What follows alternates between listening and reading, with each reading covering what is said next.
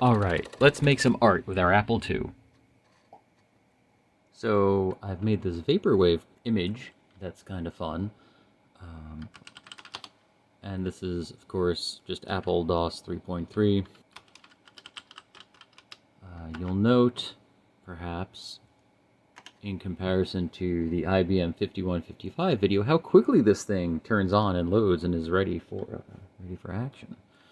But anyway, so this image is just programmed in AppleSoft BASIC using the graphics routines that are within that program. And to make the program more manageable, I've broken it up into several subroutines, right? So they say that basic is hard because it's hard to do managed. Let me just bring you through it a little bit.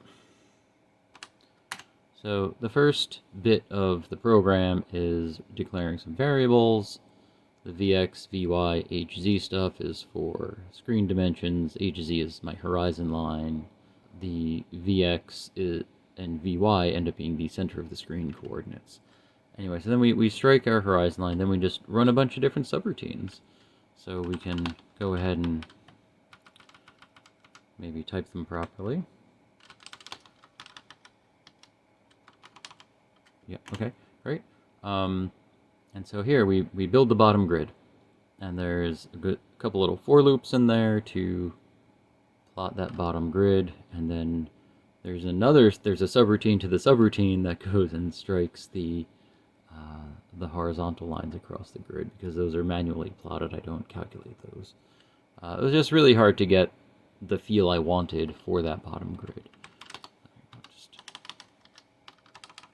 And so that's just literally plotted here. And you'll see use of the VX, VY coordinates there a lot as well. And then this part of the program is we draw the city. It's just sort of an Etch-a-Sketch. We're just draw here, draw there, draw everywhere. And again, this is utilizing some other little subroutines. After I kind of, I guess, calculate the start and the end spot of the building I want, then it draws a box around that. I could abstract this out and have a box drawing subroutine, but it's alright. And then the last thing is the star field. And the star field, you'll notice, uses a lot of random numbers here. So the star field is unique every time the program runs, which is kind of fun. And then here we'll just run the program. You can see what it generates.